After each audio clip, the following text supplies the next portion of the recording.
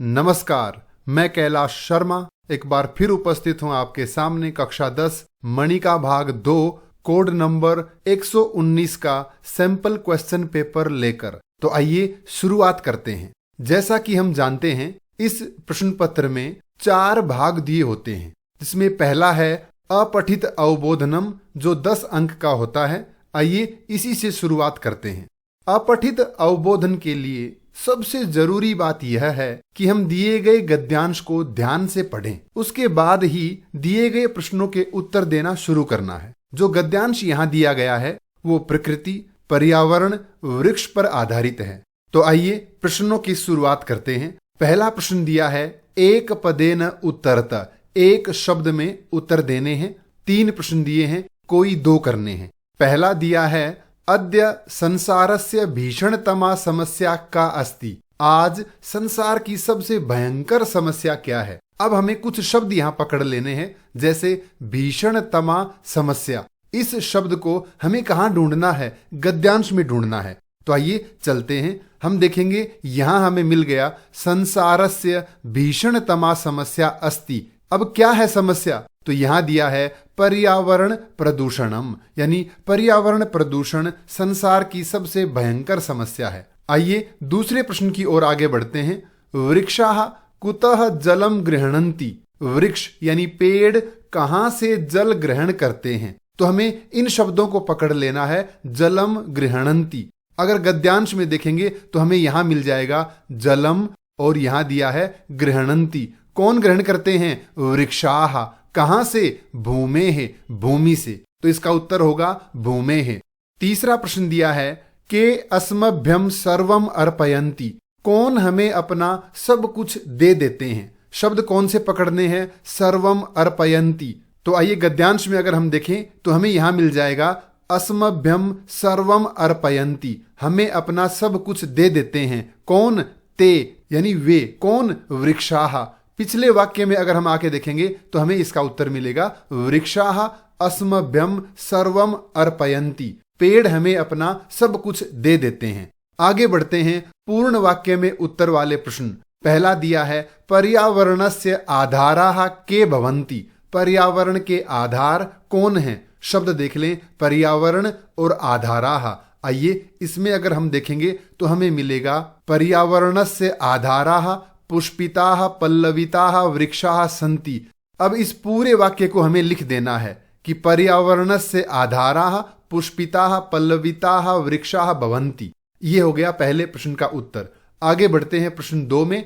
वृक्षाः केषां स्रोताः सन्ति, पेड़ किन के स्रोत हैं। तो हमने जब एक पद वाले उत्तर में देखा था, वही वाक्य दोबारा चुनेंगे। वृक्षाः पुष्पाणां फलानां औषधीनां च स्रोताः सन्ति, पेड़ फूलों के, फलों के और औषधियों के स्रोत हैं, यानी वृक्षों से हमें ये चीजें मिलती हैं। अगला है वृक्षाः कथम वर्षायै सहायकाः भवन्ति, वृक्ष वर्षा में किस प्रकार सहायक होते हैं। तो आइए देखें। वृक्षाः भूमे जलम गृह्णन्ति, पेड़ भूमि से जल ग्रहण करते हैं। वृक्षाणाम इदम जलम मेघानाम निर्माणे सहायकम भवति, वृक्षों का यह जल बादलों के निर्माण में सहायता करता है। इत्थम वृक्षाः वर्षायै सहायकाः भवन्ति, इस प्रकार वृक्ष बारिश होने में सहायक होते हैं। आगे बढ़ते हैं। उपयुक्तम शीर्षकम, यानी इस गद्यांश का हमें उपयुक्त शीर्षक देना है। अब शीर्षक यदि हमें लिखना होता है तो हमें आसानी इस बात की होती है कि हम कोई भी शीर्षक जो इस गद्यांश से संबंधित है लिख सकते हैं, हमें इसका अंक अवश्य मिलेगा। जैसे ये गद्यांश आधारित है प्रकृति पर, तो हम लिख सकते हैं अस्माकं प्रकृति, या सर्वेषां जननी प्रकृति, या स्वच्छम पर्यावरणम, या वृक्षाः सत्पुरुषाः इव, या केवल वृक्षाः।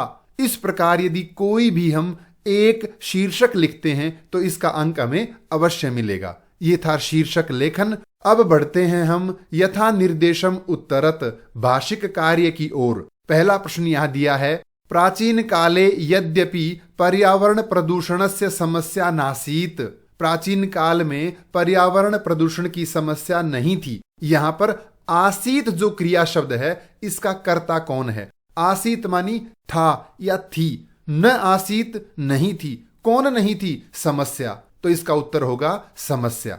अगला है वयम प्रतिदिनम तेषाम कर्तनम पश्यामः, हम रोजाना उनकी कटाई देखते हैं। अत्र क्रियापदम किम, इस वाक्य में क्रियापद कौन सा है, ऐसा पद देखना है जो धातु रूप वाला है। कौन सा है, पश्यामः, देखते हैं। अगला है पर्यावरणम, पर्यावरण इति पदस्य किम विशेषण पदम, इसका विशेषण क्या है, गद्यांश में क्या बताया है, कैसा पर्यावरण, स्वच्छम पर्यावरणम, तो उत्तर होगा स्वच्छम।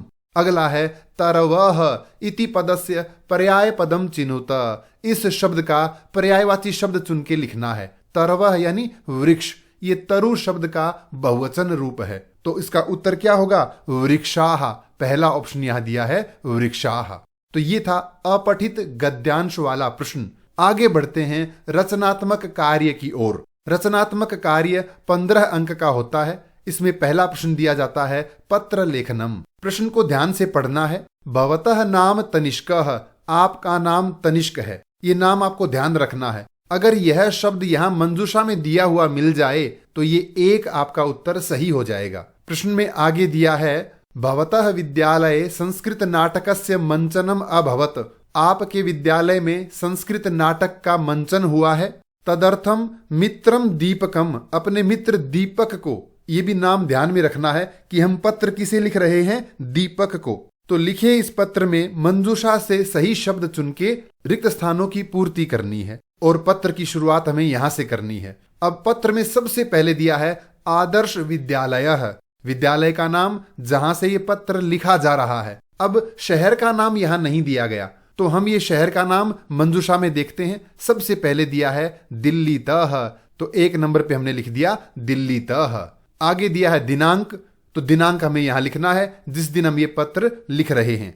आगे है प्रिय मित्र, अब यह पत्र हम किसको लिख रहे हैं, ऊपर दिया था अपने मित्र दीपक को, तो यहां से देखकर हमें लिखना है प्रिय मित्र दीपक, 2 नंबर वाले उसमें ये लिखना है। तो अब हमने यहां लिख दिया प्रिय मित्र दीपक। अब दीपक को हम क्या कहेंगे, अभिनंदन करेंगे, नमस्कार, नमस्ते, नमः, नमन इत्यादि। तो यहां मंजूषा में देखें सस्नेहम नमः, स्नेह पूर्वक नमस्कार, तो 3 नंबर में हम लिखेंगे सस्नेहम नमस्ते।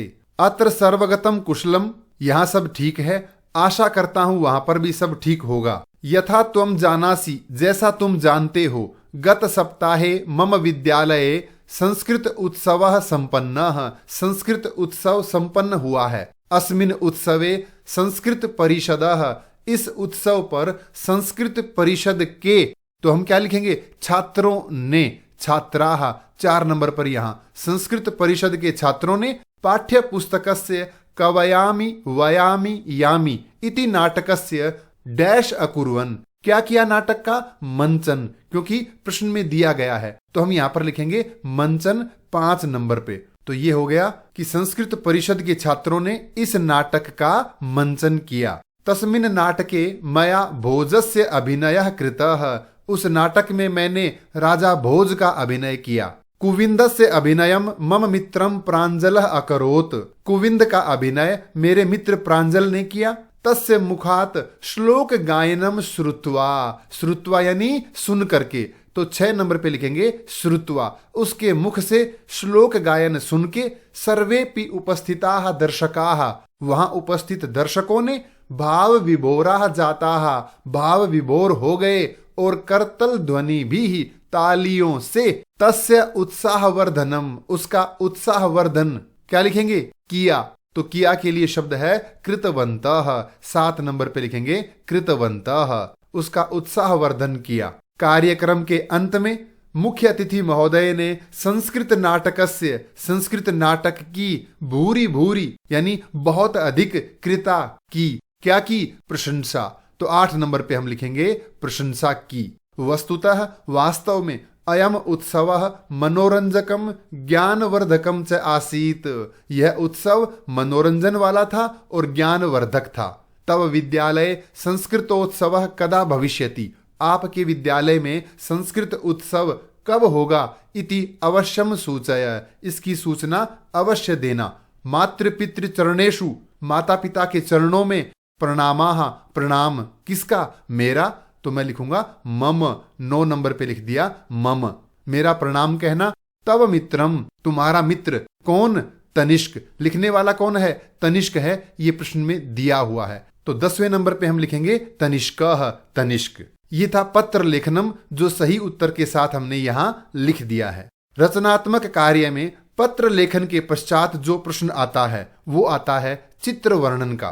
आइए चित्र वर्णन की ओर आगे बढ़ते हैं। चित्र वर्णन वाला प्रश्न करते समय चित्र को ध्यान से देखें कि इस चित्र में क्या दिया गया है। तो चित्र किसका है? ये स्विमिंग पूल का है, यानी तरण ताल का है, और शब्द यहाँ पर दिए गए हैं। कोशिश करें इन शब्दों का प्रयोग करके सरल सरल वाक्य बनाएं। अगर इन शब्दों का हम प्रयोग नहीं करते हैं, दूसरे शब्द अगर हमें आते हैं, तो उनके प्रयोग से भी वाक्य बना सकते हैं, आपको उनके अंक अवश्य मिलेंगे। तो आइए वाक्य निर्माण की शुरुआत करते हैं। ये कुछ वाक्य हमने यहाँ लिखे हैं, इनको देखते हैं। वाक्य लिखे हैं, इदम तरण तालस्य चित्रम अस्ति, यह तरण ताल का चित्र है। बालाः तरण ताले तरंती, बालक तरण ताल में यानी स्विमिंग पूल में तैर रहे हैं। जलम स्वच्छम अस्ति, जल स्वच्छ है। जनाः ग्रीष्म काले जल क्रीडाम कुर्वन्ति, लोग गर्मी के समय में जल क्रीड़ा करते हैं, पानी में खेल रहे हैं,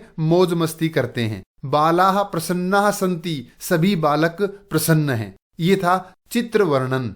हम कोई भी सरल सरल 5 वाक्य बना सकते हैं। मैंने ये वाक्य इन्हीं शब्दों से बनाने की कोशिश की है जो यहाँ मंजूषा में दिए गए हैं। प्रश्न 3 के अथवा में दिया गया है अनुच्छेद लेखन। अनुच्छेद लेखन के लिए भी मंजूषा दी है और शीर्षक दिया है अनुशासनस्य महत्वम, अनुशासन का महत्व।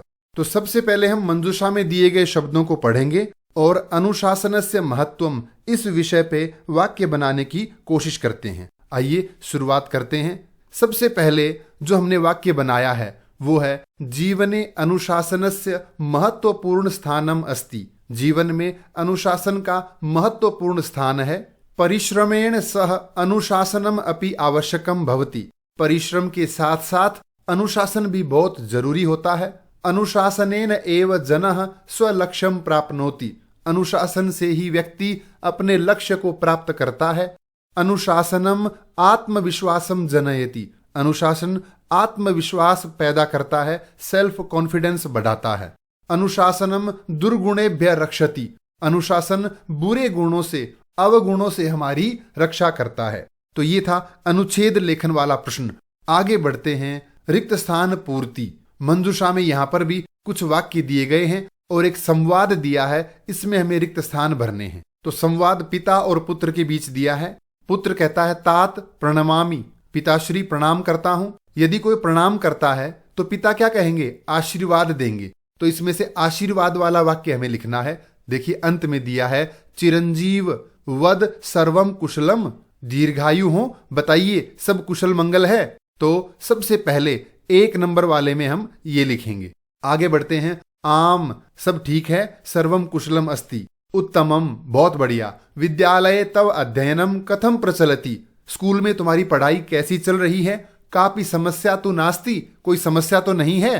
पुत्र कहता है न कापि समस्या नास्ति, कोई समस्या नहीं है, परंतु एकत्र भवताम अनुमतिम सहाय्यम च इच्छामि, मैं आपकी अनुमति और आपसे एक सहायता चाहता हूं। तो पिता कहते हैं कस्मिन संदर्भे, किस संदर्भ में चाहते हो। निसंकोचम वद, निसंकोच होकर बेफिक्र होकर कहिए। पुत्र कहता है श्वः मम प्रिय शिक्षकस्य जन्मोत्सवः भविष्यति, कल मेरे प्रिय शिक्षक का जन्मदिन है। अहम डैश, तो अब क्या होगा? बेटा वहां जाने की अनुमति चाहता होगा। तो इस प्रकार का वाक्य देखें। तत्र भवता सह गंतुम इच्छामि, 2 नंबर पे हम लिखेंगे ये वाला, मैं आपके साथ वहां जाना चाहता हूं। तो पिता कहते हैं शिक्षकः तु सदैव पूज्यः, अध्यापक तो पूजनीय होते हैं। तस्मिन संदर्भे संकोचः न कर्तव्य, इस बात में कोई संकोच मत करो। आगे क्या दिया है? अब ये जानना चाहेंगे कि प्रोग्राम कब होगा। तो लिखा है शिक्षकम पृच्छ कदा कार्यक्रमः भविष्यति, अपने अध्यापक को पूछो कार्यक्रम कब है। तो 3 नंबर पे हम ये लिखेंगे। पुत्र कहता है अहम पूर्वमेव पृष्ठवान, मैंने पहले ही पूछ लिया है। कार्यक्रमः सायं 7 वादने भविष्यति, कार्यक्रम शाम 7 बजे होगा। केवलम भवताम समयस्य आशंका आसीत, मुझे तो केवल आपके समय की आशंका थी। तो पिता कहते हैं चतुर, बहुत चालाक हो। सर्वम निश्चित्य माम पृच्छसी, सब कुछ पहले से आपने निश्चित कर लिया है, फाइनल कर लिया है, और फिर मुझसे पूछ रहे हो। तो इसके बाद क्या कहेंगे? चलने की बात कहेंगे। तो कहते हैं अस्तु, ठीक है, अहम कार्यालयात समयेन आगमिष्यामि। तो 4 नंबर में हम ये वाला वाक्य लिखेंगे, ठीक है, मैं कल ऑफिस से सही समय पे आ जाऊंगा। तो अंत में क्या लिखेगा बेटा? अस्तु, धन्यवाद। क्योंकि उसकी बात मान ली गई पिता ने, तो पिता को क्या कहेंगे? धन्यवाद कहेंगे। तो 5 नंबर वाले इस रिक्त स्थान में ये हम भरेंगे। तो ये था संवाद में रिक्त स्थान पूर्ति, सही उत्तर के साथ यहां पर ये दिया गया है। विद्यार्थी इसे देखें और इसका पुनः एक बार और अभ्यास करें। इसके बाद हम आगे बढ़ते हैं अथवा वाले प्रश्न में। यहां पर एक कथा दी है, कथा में भी रिक्त स्थान भरने हैं। नीचे मंजूषा है। तो आइए कथा की शुरुआत करते हैं। एकदा एका चटका आसीत, एक बार एक चिड़िया थी। सा वनस्य एकस्मिन उन्नते वृक्षे वसति स्म, यानी वन में वह एक ऊंचे पेड़ पर किसमें रहती थी? तो यहां देखेंगे स्वनीड़े, अपने घोंसले में। तो 1 नंबर पर हम लिखेंगे स्वनीड़े, अपने घोंसले में रहती थी। एकदा वने वृष्टि अभवत, एक बार वन में बहुत बारिश हुई। कैसी बारिश हुई? बहुत ज्यादा। तो शब्द है महती। तो 2 नंबर पे हम लिखेंगे महती वृष्टि अभवत, बहुत अधिक बारिश हुई। तदा पीड़ितः एकः वानरः तत् वृक्षस्य अधः आगच्छत, उस वृक्ष के नीचे आया। किस लिए आया? शरण लेने के लिए आया होगा। तो आश्रयार्थम 3 नंबर पे लिखेंगे आश्रय लेने के लिए या शरण लेने के लिए आया। एक बंदर उस पेड़ के नीचे आ गया। वांदरम दृष्टवा डैश अवदत, बंदर को देखकर बोली। कौन बोली? चटका। तो यहां पर हम लिखेंगे 4 नंबर पे चटका। चिड़िया बोली उस बंदर से, भो वानर, हे बंदर, भवान किमर्थम व्यर्थम एव दुखी भवति, आप व्यर्थ में ही क्यों दुखी हो रहे हो? डैश शरीरम मनुष्य शरीरम डैश अस्ति, अब किसका शरीर मनुष्य जैसा है? बंदर का। तो बंदर के लिए क्या लिखा है यहां? भवतः, आपका। तो 5 नंबर पे लिखेंगे भवतः शरीरम, आपका शरीर मनुष्य के शरीर जैसा है। जैसे को क्या कहते हैं? इव, समान। तो 6 नंबर पे लिखेंगे इव, आपका शरीर मनुष्य के शरीर जैसा है। हस्तौ पादौ च सम्यक संति, हाथ पैर बिल्कुल सही हैं। भवान उत्तम गृहस्य किमर्थम न करोति, आप एक अच्छे घर का क्यों नहीं करते हो? क्या नहीं करते हो? निर्माण। तो हम लिखेंगे निर्माणम 7 नंबर पे। आप एक अच्छे से घर का निर्माण क्यों नहीं कर लेते? तत श्रुत्वा वानरः कुपितः अभवत, यह सुनकर बंदर क्रोधित हो गया। वानरः डैश चटकाम अवदत, बंदर उस चिड़िया से बोला। अब गुस्से में हुआ है तो कैसे बोलेगा? गुस्से से ही बोलेगा। तो हम लिखेंगे कोपेन, 8 नंबर पे यहां पे लिख देंगे कोपेन चटकाम अवदत, गुस्से से उस चिड़िया से बोला। किमर्थम भवती तुष्णीम न डैश, तुम चुपचाप क्यों नहीं रहती? अब रहती के लिए तिष्ठती। तो 9 नंबर पे लेंगे तिष्ठती, तुम चुपचाप क्यों नहीं रहती हो? चुप रहो, अपना काम करो। किमर्थम मम उपहासम करोति, मेरा उपहास क्यों कर रही हो? मेरा मजाक मत उड़ाओ। इति उक्त्वा सह वानरः, यह कहकर उस बंदर ने डैश आरोहत, यानी उस पेड़ पर चढ़ गया। तो वृक्षम 10 नंबर पे हम लिखेंगे पेड़ पर चढ़कर चटकाया च नीडम अनाशयत, उस चिड़िया का घोंसला तोड़ दिया, नष्ट कर दिया। अतः कथ्यते, इसलिए कहते हैं, क्या कहते हैं? मूर्खेभ्यः सदुपदेशाः न हिताय, मूर्खों को सही सलाह देना सही नहीं है। मूर्खों से दूर रहें, उन्हें सलाह न दें। तो ये था प्रश्न 4 कथा पूर्ति। आगे बढ़ते हैं प्रश्न 5 की ओर। यह है भाग ग अनुप्रयुक्त व्याकरण, 25 अंक का है। सबसे पहले प्रश्न दिया है संधि या संधि विच्छेद करें। प्रयुक्तः प्लस अयम, दोनों को मिलाकर लिखेंगे तो बनेगा प्रयुक्तोयम। अगला है नैतत, न प्लस एतत। अगला दिया है कश्चित, यानी कह प्लस चित। इसके बाद दिया है पापीनांच, तो पापी नाम प्लस च। अंतिम है संस्कृत छात्राः, यानी संस्कृत आधा च बीच में आएगा, संस्कृत छात्राः। ये था संधि विच्छेद जिसके उत्तर यहां पर दिए गए हैं। आगे बढ़ते हैं प्रश्न 6 की ओर, जो है समास आधारित प्रश्न। जो रेखांकित शब्द हैं इनका समस्त पद या विग्रह वाक्य लिखना है। पहला है सर्वदा, यानी जो सब कुछ देती है, ऐसी मां शारदा। सर्वम ददाति इति, जो सब कुछ देती है वो सर्वदा। अगला है युधिष्ठिरार्जुनौ, युधिष्ठिर और अर्जुन दोनों। तो सही उत्तर होगा युधिष्ठिरः च अर्जुनः च, युधिष्ठिर और अर्जुन। पर्यटनाय स्थलानि, पर्यटन के लिए स्थल, मिलाकर लिखेंगे तो बनेगा पर्यटन स्थलानि। ध्यान रहे यहां पर एक शब्द और है मिलता जुलता, लेकिन इसमें पर्यटना स्थलानि दिया है, न के आगे आ की मात्रा। तो इस प्रकार की गलतियां न करें, ध्यान से हमें लिखना है पर्यटन स्थलानि। चौथा प्रश्न इसमें दिया है स्थानम अनतिक्रम्य, अर्थात यथा स्थानम, स्थान के अनुसार। पांचवा दिया है पिकस्य च काकस्य च, कोयल का और कौवे का, दोनों को मिलाकर लिखेंगे तो पिक काकयो हो। पिक यानी कोयल, काका यानी कौवा, कोयल और कौवे दोनों का। ये था प्रश्न 6। आगे बढ़ते हैं प्रश्न 7 की ओर। प्रश्न 7 में प्रकृति प्रत्यय अलग करने हैं या मिलाकर नए शब्द बनाने हैं। पहला है ऐतिहासिकानि, इतिहास प्लस ठक, ठक में इक बचता है, ऐतिहासिक बनेगा, लेकिन साथ में शब्द है स्थलानि तो बहुवचन रूप बनेगा ऐतिहासिकानि। अगला है रमणीय प्लस टाप, टाप में क्या बचता है आ, तो बनेगा रमणीया।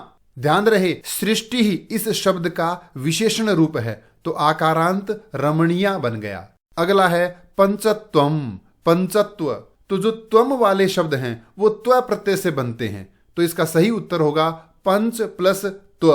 अगला है चक्षुष प्लस मतुप, मतुप प्रत्यय में मान शेष बचता है, तो यहां दिया है चक्षुष मान, ये नहीं करना है। क्यों? क्योंकि इससे पहले शब्द दिया है विद्वांसः, जो बहुवचन रूप है, तो हमें चक्षुष मान का बहुवचन रूप यहां लिखना पड़ेगा। क्या बनेगा? चक्षुष्मन्तः। अगला है सरल प्लस तल, तल प्रत्यय में ता बचता है, तो सरल के साथ में ता जोड़ दें, सही बनेगा सरलता। क वाला ऑप्शन सही रहेगा। ये था प्रकृति प्रत्यय वाला प्रश्न 7। आगे बढ़ते हैं प्रश्न 8 की ओर। वाच्य के अनुसार रिक्त स्थान भरें। वेदांशी और कपिल में संवाद है। पहला, वेदांशी कहती है कपिल डैश कस्याम कक्षायाम पठ्यते। अगर यहां क्रिया पठ्यते दी है, आत्मनेपद की है, तो हमें ध्यान रखना पड़ेगा कर्ता जो यहां आएगा वो तृतीया विभक्ति वाला होगा। मंजूषा में कौन सा दिया है यहां पर? त्वया, तो हम 1 नंबर पे लिखेंगे त्वया। कपिल कहता है अहम अष्टमी कक्षायाम पठामि, मैं 8वीं कक्षा में पढ़ता हूं। वेदांशी कहती है तव विद्यालये छात्रैः सर्वप्रथमम किम डैश। अब यहां कर्ता में तृतीया विभक्ति है, छात्रैः, आपके विद्यालय में छात्रों द्वारा क्या किया जाता है, तो हम लिखेंगे किम क्रियते, 2 नंबर पे लिखेंगे क्रियते, यानी आपके विद्यालय में छात्र सबसे पहले क्या करते हैं, दिन की शुरुआत कैसे करते हैं। तो कपिल कहता है सर्वप्रथमम छात्राः डैश कुर्वन्ति, विद्यालय में सबसे पहले छात्र आके क्या करते हैं? प्रार्थना सभा, तो 3 नंबर पे हम लिखेंगे प्रार्थनाम कुर्वन्ति। अधुना त्वया किम क्रियते, तो वेदांशी कहती है अधुना डैश वीडियो क्रीडाम क्रीडामी, मैं वीडियो गेम खेल रही हूं। अब क्रीडामी ये देखिए परस्मयी पद की है, तो कर्ता जो है वो ये देखिए प्रथमा विभक्ति वाला होगा, 4 नंबर पे लिखेंगे अहम। अब तो मैं वीडियो गेम खेल रही हूं। एतत् उचितम नास्ति, यह सही नहीं है। अधुना परीक्षा कालः अस्ति, अभी तो परीक्षा का समय है। अतः त्वया पठनीयम, तुम्हें पढ़ना चाहिए। आगे बढ़ते हैं प्रश्न 9 की ओर। काल बोधक शब्दों के द्वारा रिक्त स्थान भरने हैं। समय सूचक शब्दों के लिए 4 ही बातें में ध्यान रखनी है। जैसे 7:30, तो 7:30 को हम क्या कहते हैं? सार्ध, और 7 को लिखते हैं सप्त, तो मिलाकर लिखेंगे सार्ध सप्तवादने। इस प्रकार के प्रश्न में छात्र सबसे ज्यादा कंफ्यूज कहां होते हैं कि हमें वादनम लिखना है या वादने। तो देखिए इस प्रकार की समस्या ही नहीं रही। क्यों? क्योंकि प्रश्न पत्र में पहले दे दिया है वादने, केवल आपको लिखना है सार्ध सप्त, बस। अगला है 12.25, सवा को कहते हैं सपाद, 12 को कहते हैं द्वादश। तो हमें लिखना है सपाद द्वादश। आगे दे दिया है वादन पर्यंतम, बस ये आगे जो कहते हो लिख देना है। तीसरा है 1 बजे, तो 1 वादने, वादने यहां लिखा है, हमें केवल यहां लिखना है 1। चौथा है 2:45, इसको 2:45 न पढ़ें, नहीं तो आप गलती करेंगे। इसको पढ़ें हिंदी में 2:45। पौने को कहते हैं पादो न, और 3 को कहते हैं त्रि। आगे वादने यहां पर दिया हुआ है, मिलाकर लिख दो पादो न त्रिवादने। 2:45 बजे वह फिर से कृषि कार्यों में लग जाता है। आगे बढ़ते हैं प्रश्न 10 की ओर। अव्यय शब्दों से रिक्त स्थान भरें। मंजूषा में देखें 5 शब्द दिए हैं, 5 रिक्त स्थान हैं, हमें यहां कोई 4 करने हैं। पहला है कदापि डैश कार्यम न करणीयम, कभी भी कोई भी काम सहसा यानी अचानक नहीं करना चाहिए। डैश विषादम त्यक्त्वा उद्यमः क्रियताम, अब उदासी चिंता छोड़कर कार्य करो। तो कब? अब करो। तो इदानीम, इस समय चिंता मत करो, क्या करो? कार्य करो। तीसरा है एषः कलह डैश भवताम विनाश कारणम भविष्यति, ये जो कलह है, झगड़ा है, क्लेश है, ये तुम्हारे विनाश का कारण बनेगा निश्चित रूप से। तो नूनम, 3 नंबर पे लिखेंगे निश्चित रूप से यानी नूनम। चौथा है अवक्रता यथा, अब अगर यथा दिया है तो आगे आएगा तथा। जैसी सरलता चित्त में है वैसी ही वाणी में होनी चाहिए। अंतिम है अर्थिनः, क्या बच गया? 5वां तू। अर्थिनः तू धन लाभ मात्रेण संतोषम भजन्ते, मेरे जो याचक हैं वो तो केवल धन प्राप्ति से ही संतुष्ट हो जाते हैं। ये था प्रश्न 10। आगे बढ़ते हैं प्रश्न 11 की ओर। इसमें रेखांकित अशुद्ध शब्दों के स्थान पर शुद्ध शब्द चुन के लिखना है। पहला है कपयः प्रहस्य अवदत, बंदर हंसकर बोला। अब कपयः बहुवचन है, क्रिया एक वचन की है, तो ये गलत है। बहुवचन रूप क्या होगा? अवदन, तो सही उत्तर है अवदन। अगला है कीदृशः तव मैत्री, तुम्हारी मित्रता कैसी है? मैत्री स्त्रीलिंग है, विशेषण पुल्लिंग है, तो मैत्री के साथ में इसी का विशेषण लिखेंगे कीदृशी, तो उत्तर होगा ख कीदृशी। तीसरा है त्वम द्रोणे चपलाम प्रकृतिम न जानाति, त्वम यानी तुम अश्वत्थामा की चंचल प्रकृति को नहीं जानते। अब जानाति जो क्रिया है ये प्रथम पुरुष एक वचन की है, त्वम ये मध्यम पुरुष एक वचन का है। अब हमें सही कौन सा लिखना है इनमें से जो रेखांकित है? तो हमें प्रथम पुरुष एक वचन में जो कर्ता बने वो लिखना है। तो यहां कौन सा है कर्ता? भवान, आप। अगला है श्वः त्वम किम करोषि, श्वः यानी आने वाला कल, भविष्य काल, कल तुम क्या कर रहे हो। अब ये वर्तमान काल की क्रिया है, भविष्य सूचक शब्द के साथ में हमें भविष्य काल की क्रिया लिखनी पड़ेगी। तो क्या लिखेंगे? श्वः त्वम। अब ये त्वम के साथ मध्यम पुरुष एक वचन की क्रिया का भी ध्यान रखना पड़ेगा, तो सही उत्तर होगा श्वः त्वम किम करिष्यसि, ये वाला क। तो ये थे अशुद्ध शब्दों के स्थान पे शुद्ध शब्द। प्रश्न 11। अब बढ़ते हैं प्रश्न 12 भाग घ की ओर। पठित अवबोधनम, अपनी पाठ्य पुस्तक मणिका से प्रश्न। तो आइए पठित गद्यांश की शुरुआत करते हैं। यह गद्यांश जो यहां दिया है ये मणिका के पाठ 2 यानी नास्ति त्याग समम सुखम उस पाठ से लिया गया है, जिसमें राजा की दानशीलता को देखकर स्वयं भगवान इंद्र उनसे मांगने के लिए आते हैं। पहला प्रश्न है एक पदेन उत्तरता, एक शब्द में उत्तर देना है। 3 दिए हैं, कोई 2 हमें करने हैं। पहला है अर्थिनः केन संतुष्टाः आसन, मांगने वाले लोग किससे संतुष्ट थे, क्या पाकर संतुष्ट हो जाते थे। तो इसमें दिया है अर्थिनः तु धन लाभ मात्रेण संतोषम भजन्ते, तो एक शब्द में उत्तर लिखना है, तो हम लिखेंगे धन लाभ मात्रेण, केवल धन पाकर संतुष्ट हो जाते थे। दूसरा है लोके किम दुष्करम अस्ति, संसार में कठिन क्या है, तो इन शब्दों को देखें दुष्करम अस्ति इत्यादि। अंत में दिया है लोके चक्षुर दानम दुष्करम एव, संसार में सबसे कठिन है, मुश्किल है, वो है चक्षुदान, नेत्रों का दान करना। तीसरा है चक्षुषा विप्रस्य का निर्बाधा भवेत, आंख मिलने से उस विप्र, उस ब्राह्मण रूपधारी इंद्र की क्या चीज निर्बाधा हो जाएगी, किस चीज में बाधा नहीं आएगी। तो यहां दिया है ये न मम लोक यात्रा निर्बाधा भवेत। तो उत्तर होगा लोक यात्रा, यानी इस संसार का जो जीवन है वो उसका आसान हो जाएगा। आगे बढ़ते हैं। प्रश्न 2 पूर्ण वाक्य में उत्तर देने हैं, केवल 2 करने हैं। पहला है शक्रः नेत्रहीन याचकस्य रूपम धारयित्वा राज्ञः पुरतः किम अवदत्। इंद्र ने नेत्रहीन याचक का रूप धारण करके राजा के सामने जाकर क्या कहा। तो आइए गद्यांश में चलते हैं। ये देखिए, शक्रः नेत्रहीन याचकस्य रूपम धारयित्वा तत्पुरतः अवदत्, हे राजन भवतः दान वीरताम आकर्ण्य आशान्वितः भवत समीपम आगतोस्मि। हे राजा, आपकी दान वीरता सुनकर मैं आशा लेकर के आपके सामने आया हूं। देव रवि शशि तारा मंडल भूषितम जगत एतत् कथमिव पश्येम चक्षुर्हीनः। मैं ये सूर्य तारे चंद्रमा इत्यादि से सुंदर ये जगत मैं कैसे देखूं, मैं नेत्रहीन हूं। यह वाक्य इंद्र ने राजा के सामने कहा। तो प्रश्न 1 का उत्तर होगा ये। आगे बढ़ते हैं प्रश्न 2 में। शक्रः किम परीक्षितुम आगतः। इंद्र क्या परीक्षा करने के लिए आया, किसकी परीक्षा करने के लिए आए।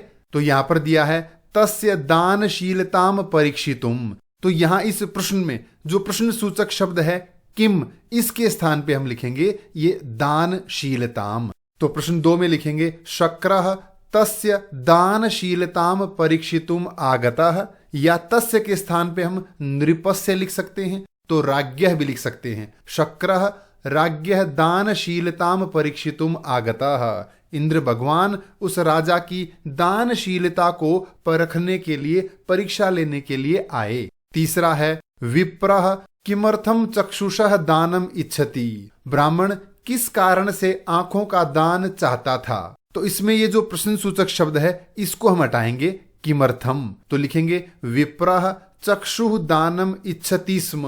ब्राह्मण आंखों का दान चाहता था। अब आगे क्या लिखेंगे, तो क्यों चाहता था, चक्षु दानम इच्छामि। इसके आगे देखिए ये लिखेंगे ये न तस्य लोक यात्रा निर्बाधा भवेत। मम के स्थान पे क्या लिख देना है, तस्य, यानी उसकी। ब्राह्मण इसलिए नेत्रदान चाहता था ताकि उसकी लोक यात्रा निर्बाधा हो, यानी आसान हो जाए उसका जीना। ये था प्रश्न 2। आगे बढ़ते हैं प्रश्न 3 की ओर। पहला है श्रुत्वा। इस शब्द का पर्यायवाची ढूंढ करके लिखना है। तो गद्यांश में श्रुत्वा के स्थान पर क्या शब्द आया है, यहां पर देखें आकर्ण्य शब्द दिया है जिसका अर्थ है सुनकर। तो पहले प्रश्न का उत्तर होगा श्रुत्वा आकर्ण्य, सुनकर। दूसरा है अर्थिनः मांगने वाले। इस शब्द का क्रियापद क्या है, वाक्य में जहां ये शब्द आया है उसका क्रियापद क्या है। तो वाक्य में आया है यहां पर अर्थिनः, तो क्रियापद क्या है, भजन्ते। तीसरा प्रश्न है ईदृशम दानम। 2 शब्द दिए हैं, ईदृशम और दानम। इनमें से विशेष्य पद कौन सा है। जो शब्द विशेषता बताता है वो तो है विशेषण, और जिसकी विशेषता बताई जा रही है वो है विशेष्य। तो विशेष्य होगा दानम।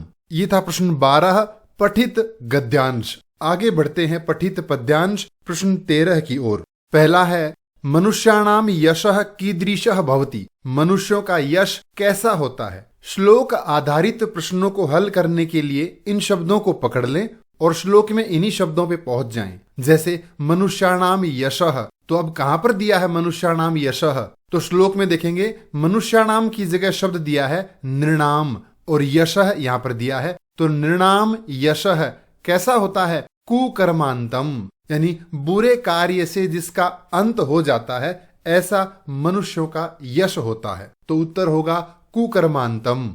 दूसरा है कुवाक्यांतम किम भवति। ऐसी कौन सी चीज है जिसका अंत कुवाक्य से हो जाता है। तो कुवाक्य वाले लाइन पे पहुंचे। कुवाक्यांतम च सौहृदम। सौहृदम यानी मित्रता। बुरा बोलने से मित्रता नष्ट होती है ऐसा कहा गया है। तो उत्तर होगा सौहृदम। तीसरा है कलहेन कानि नश्यन्ति। कलह से कौन नष्ट होते हैं, किनका नाश हो जाता है। तो कलह वाली लाइन में पहुंचेंगे कलहांतानि हर्म्याणि। तो ये उत्तर होगा हर्म्याणि। ये थे एक पद में उत्तर वाले प्रश्न। पूर्ण वाक्य में उत्तर वाले हैं मनः कीदृशम भवति, मन कैसा होता है। तो आइए श्लोक की पंक्ति में पहुंचते हैं। मनो दुर्निग्रहम चलम, ये पंक्ति हमें लिखनी पड़ेगी कि मन दुर्निग्रह और चलम यानी चंचल होता है। प्रश्न में भवति लिखा है तो उत्तर लिखते समय हम लिखेंगे मनः दुर्निग्रहम चलम च भवति। दूसरा है मनः कथम गृह्यते, मन को कैसे ग्रहण किया जा सकता है। तो लिखा है कौन्तेय अभ्यासेन वैराग्येण च गृह्यते। प्रश्न में कथम के स्थान पर दो शब्द लिखेंगे, अभ्यासेन और वैराग्येण। पूरा उत्तर होगा मनः अभ्यासेन वैराग्येण च गृह्यते। तीसरा है कुराजान्तानि कानि भवन्ति। तो कानि के स्थान पे हमें क्या लिखना है, कुराजान्तानि राष्ट्राणि। केवल ये एक शब्द राष्ट्राणि हम यहां लिख देंगे कानि के स्थान पे, तो हमारा उत्तर बनेगा कुराजान्तानि राष्ट्राणि भवन्ति, यानी बुरे राज्य से देश का नाश होता है। अगला है यथा निर्देशम उत्तरत मित्रता इत्यस्य पर्याय पदम। मित्रता का पर्यायवाची शब्द क्या है इसमें, तो मित्रता का पर्यायवाची है सौहृदम। दूसरा है चलम इत्यस्य विशेष्य पदम। चलम शब्द का विशेष्य कौन है, तो यहां दिया है मनो, हम लिख देंगे मनः। मनो लिखेंगे तो भी सही माना जाएगा, लेकिन अगर हमें ध्यान है कि मुख्य शब्द मनः होता है तो हम मनः लिखें। तीसरा है अत्र पद्ययो क्रियापदम किम भवति। यहां दोनों श्लोकों में क्रियापद क्या दिया है, तो दोनों श्लोकों में क्रियापद एक ही आया है, गृह्यते यहां पर, तो उत्तर होगा गृह्यते। ये था पठित पद्यांश। आगे बढ़ते हैं प्रश्न 14 की ओर, पठित नाट्यांश की ओर। नाट्यांश में द्रौपदी, युधिष्ठिर और भीम का संवाद दिया है। सबसे पहले एक शब्द में उत्तर वाले प्रश्न हैं, का आत्मानम मंद भाग्या इति कथयति। तो नाट्यांश में यदि हम पहुंचेंगे तो द्रौपदी कहती है कथम मंद भाग्या अहम, मैं मंद भाग्य यानी कमजोर भाग्य वाली या भाग्यहीन, तो उत्तर होगा द्रौपदी अपने आप को कहती है।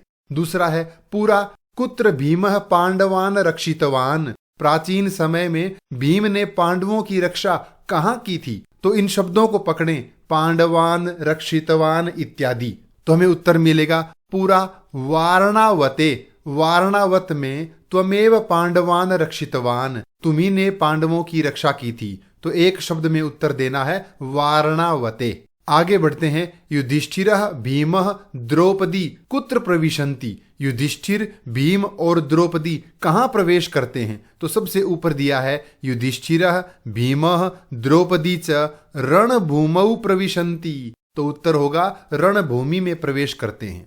ये था एक पद वाले उत्तर, कोई दो करने हैं इसमें। आगे है पूर्ण वाक्य में उत्तर वाले प्रश्न। द्रौपदी दीर्घम निश्वस्य किम कथयति। द्रौपदी दीर्घ श्वास लेकर क्या कहती है, तो हमें इन शब्दों को पकड़ना है और सीधा वहीं पहुंच जाना है। द्रौपदी के आगे दीर्घम निश्वस्य लिखा हो तो हम देखेंगे यहां पर लिखा हुआ है द्रौपदी दीर्घम निश्वस्य कथयति। क्या लिखेंगे उत्तर, हा हंत किम इदम घोरम आपतितम पाप कर्मणा द्रोणिना मे पुत्रा भ्रातरः च हताः अग्नि इव दहति माम अयम शोकः। मेरा यह शोक दुख आग की तरह से भभक रहा है। यह है पहले प्रश्न का उत्तर। दूसरा प्रश्न है भीमः कदा पांडवान रक्षितवान। भीम ने पांडवों की रक्षा कब की थी, तो नाट्यांश में हम यहां पहुंचेंगे पूरा वारणावते त्वमेव पांडवान रक्षितवान, तो त्वमेव को हटाकर हम लिखेंगे भीमः वारणावते पांडवान रक्षितवान। तीसरा है भीमः किमर्थम अनुमतिम इच्छति। भीम किस लिए अनुमति चाहता है, तो नाट्यांश के यहां अंत में दिया है द्रोणिनम अनुगंतुम मह्यम अनुमतिम ददातु, यानी अश्वत्थामा के पीछे जाने के लिए। तो हम यहां किमर्थम जो शब्द है इसके स्थान पे लिखेंगे द्रोणिम अनुगंतुम, और पूरा वाक्य हमारा बनेगा भीमः द्रोणिम अनुगंतुम अनुमतिम इच्छति। भीम द्रोणी यानी अश्वत्थामा के पीछे जाने के लिए अनुमति चाहता है। ये थे पूर्ण वाक्य वाले उत्तर। आगे बढ़ते हैं भाषिक कार्य यथा निर्देशम की ओर। पहला है निर्गच्छति इत्यस्य विपर्य पदम। तो निर्गच्छति यानी निकलता है, इसका विलोम पद हमें ढूंढकर लिखना है। निर्गच्छति यानी निकलता है, तो प्रवेश करता है, इसके लिए क्या आएगा प्रविशति। अंत में यहां दिया है प्रविशति, ये होगा इसका उत्तर। दूसरा है श्री कृष्णः अर्जुनेन सह प्रविशति अत्र कर्तरिपदम किम, इस वाक्य में कर्ता कौन है? तो क्रिया से पूछो कौन, प्रविशति यानी प्रवेश करता है, तो हम पूछेंगे कौन प्रवेश करता है? श्री कृष्णः, तो उत्तर होगा श्री कृष्णः। तीसरा है घोरम आपतितम अनयोः पदयोः विशेषण पदम किम, इन दोनों शब्दों में विशेषण कौन सा है? तो विशेषण शब्द है घोरम यानी भयंकर, बहुत बुरा। ये था नाट्यांश प्रश्न नंबर 14। आगे बढ़ते हैं प्रश्न 15 की ओर, जिसमें हमें रेखांकित पदों के आधार पर प्रश्न निर्माण करना है। पहला है अरुणाचल प्रदेशे 50 नद्यः प्रवहन्ति, अरुणाचल प्रदेश में 50 से अधिक नदियां बहती हैं। तो प्रश्न बनेगा कुत्र 50 नद्यः प्रवहन्ति, कहां पर 50 से अधिक नदियां बहती हैं। अगला है चपल बालकेभ्यः भीषणानाम अस्त्राणाम प्रदानम न उचितम, चंचल बालकों को भीषण अस्त्रों का प्रदान करना सही नहीं है। तो भीषणानाम अस्त्राणाम, भयंकर अस्त्रों का प्रदान, तो हम पूछेंगे कैसे अस्त्रों का प्रदान? तो प्रश्न बनेगा कीदृशानाम अस्त्राणाम। अगला है मनसः नियंत्रणम वायोः इव सुदुष्करम मन्यते, मन को नियंत्रित करना वायु को नियंत्रित करने के समान है। तो वायोः इव, वायु के समान, तो हम पूछेंगे किसके समान? तो प्रश्न बनेगा कस्य इव। अगला है मेषः दाह वेदनया भूमौ लुठति, भेड़ जलने की पीड़ा के कारण पृथ्वी पर लौटता है। कहां लौटता है? भूमि पर, तो हम पूछेंगे कहां लौटता है? तो प्रश्न बनेगा कुत्र लुठति। अगला है शिष्यः 1/4 स्वमेधया आदत्ते, शिष्य 1/4 भाग अपनी बुद्धि से, अपनी प्रतिभा से ग्रहण करता है। तो प्रतिभा से, तो हम पूछेंगे किस से? तो प्रश्न बनेगा कया आदत्ते। अंतिम है राजहंसः वर्षर्तौ मानसम पलायते, राजहंस वर्षा ऋतु में मानसरोवर की ओर चले जाते हैं। तो वर्षा ऋतु में चले जाते हैं, तो हम पूछेंगे कब चले जाते हैं? तो प्रश्न बनेगा कदा। तो ये था प्रश्न 15। आगे बढ़ते हैं प्रश्न 16 की ओर। पहला है अन्वय पूर्ति, श्लोक यहां दिया है। अन्वय है यथा मधुर भाषिणी वाणी, पहले में क्या लिखेंगे? वाणी। पुरुषम प्रह्लादयति, पुरुष को प्रसन्न करती है। तथा वैसे, तो 2 नंबर पे हम लिखेंगे तथा। शीतल सलिलम न चंदन रसः न शीतला छाया, शीतला का मतलब होगा ठंडी छाया, तो नंबर 3 पे हम लिखेंगे शीतला छाया। च न प्रह्लादयति, 4 नंबर पे लिखेंगे न, यानी मधुर वाणी जिस प्रकार पुरुष को आनंदित करती है, उस प्रकार न तो ठंडा पानी, न चंदन, न ठंडी छाया आनंदित करती है। प्रश्न 16 में अथवा में दिया है भावार्थ पूर्ति, इसमें भी अन्वय की तरह से एक श्लोक दिया जाता है, नीचे भावार्थ दिया है और नीचे मंजूषा। इस मंजूषा से चुन करके रिक्त स्थान भरने हैं। यदि कश्चित जनः, पहले में लिखेंगे जनः, यदि कोई व्यक्ति अपना कल्याण चाहता है, और क्या चाहता है? सुखमयम जीवनम, सुखमय जीवन, 2 नंबर में लिखेंगे सुखमयम। च इच्छति, चाहता है। तरहि सह, तो उस व्यक्ति को नंबर 3 में लिखेंगे कदापि, कभी भी। परेभ्यः, दूसरों के लिए। अहितम कर्म न कुर्यात, 4 नंबर पे लिखेंगे कुर्यात, यानी दूसरों के लिए बुरे काम नहीं करने चाहिए। अर्थात जो व्यक्ति अपना भला चाहता है वो दूसरों के साथ बुरा व्यवहार न करे। क्यों? क्योंकि वो जैसा व्यवहार दूसरों के साथ करेगा, दूसरे भी उसके साथ वैसा ही व्यवहार करेंगे। ये था भावार्थ पूर्ति। अन्वय पूर्ति और भावार्थ पूर्ति में से एक करना है। आगे बढ़ते हैं प्रश्न 17 की ओर। रेखांकित पदों में प्रसंग के अनुसार सही अर्थ चुनना है। पहला है शैलानाम पारम द्रष्टुम समर्थ भव। शैला नाम, शैल किसे कहते हैं? पर्वत को, तो सही उत्तर होगा पर्वतानाम। भवता साधु उक्तम, आपने सही कहा, तो साधु का अर्थ क्या है यहाँ पर? सही, तो सही उत्तर होगा सम्यक।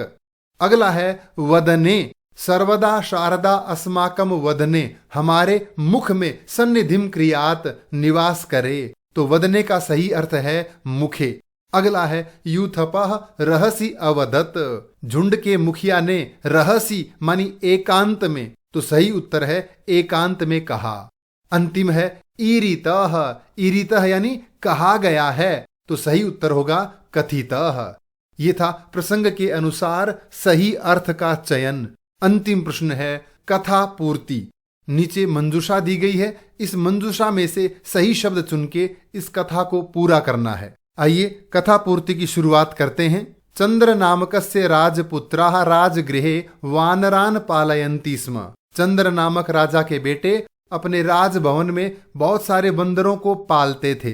तस्मिन् राजगृहे डैश एकम मेषयूथम अपि आसीत, एक भेड़ों का झुंड था। कैसी भेड़ें थी? बाल वाहन योग्यम, बच्चे जिस पे सवारी कर सके इतनी बड़ी बड़ी। तेषु एकः उदंडः मेषः, उनमें से एक उदंड मेष यानी भेड़ अहर्निशम दिन रात डैश प्रविश्य, किसमें घुसकर? रसोई में। तो हम लिखेंगे महानसम, रसोई में घुस करके, यत पश्यति स्म तद खादति स्म, जो भी कुछ दिखता वो खा जाती थी। अतः तेन सह सूपकाराणाम कलह भवति स्म, सूपकार कहते हैं रसोइये को। तो उस भेड़ के साथ में रसोइयों का झगड़ा कलह चलता रहता था। मेषस्य सूपकाराणाम च कलहम दृष्ट्वा वानराणाम बुद्धिमान यूथपति ही तान अवदत, उनका झगड़ा देखकर बंदरों का सरदार उन बंदरों से बोला, एतेषाम कलहो वानराणाम विनाश कारणम भविष्यति,